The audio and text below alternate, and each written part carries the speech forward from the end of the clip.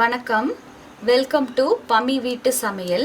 இன்னைக்கு எங்கள் வீட்டு கிச்சனில் நான் செய்ய போகிறது சுக்கு மல்லி காப்பி தூள்.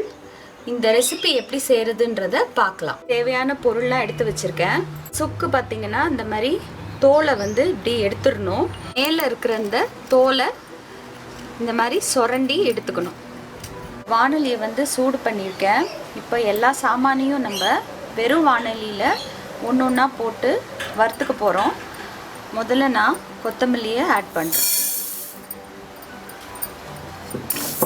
ஸோ எல்லா சாமானும் பார்த்திங்கன்னா அந்த வாசனை, அந்த சாமானோட வாசனை பார்த்திங்கன்னா அந்த ஃப்ரேக்ரன்ஸ் வரும். ஸோ அந்த ஸ்டேஜில் நம்ம எடுத்துடலாம். எந்த கலர் சேஞ்செல்லாம் அது பொன்னிறமாக வறுக்கணும் அந்த மாதிரிலாம் எதுவும் கிடையாது. ஒரு நிமிஷம் தான். நல்ல இப்போ கொத்தமல்லி வாசனை வந்துருச்சு.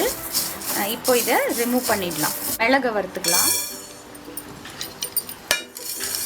மிளகும் ரெடி ஆயிடுச்சு. இப்போ மிளகையும் ரிமூவ் பண்ணிக்கலாம். ஏலக்காவையும் கிராம்பையும் ரோஸ்ட் பண்ணிக்க போகிறேன்.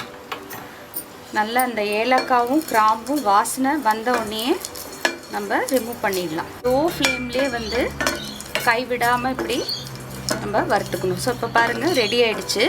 இப்போ இதை நான் ரிமூவ் பண்ணிக்கிறேன். வால் மிளகை வறுத்துக்க போகிறேன்.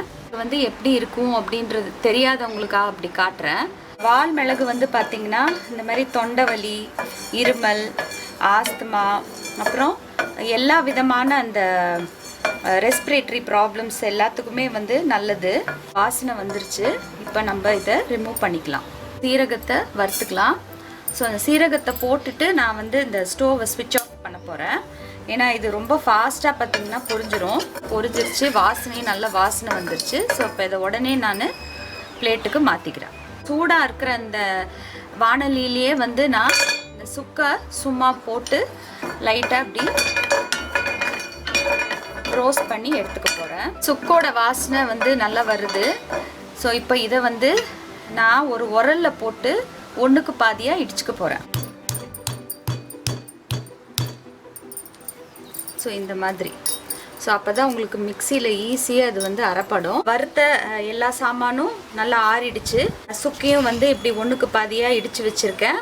இப்போ நான் ஒரு சின்ன மிக்சி ஜாரில் போட்டு இதை பொடி பண்ணிக்க போகிறேன். இது நல்லா கரகரப்பாகவே அரைச்சிக்கலாம். ஸோ இப்படி தான் கோர்ஸாக அரைச்சிருக்கேன்.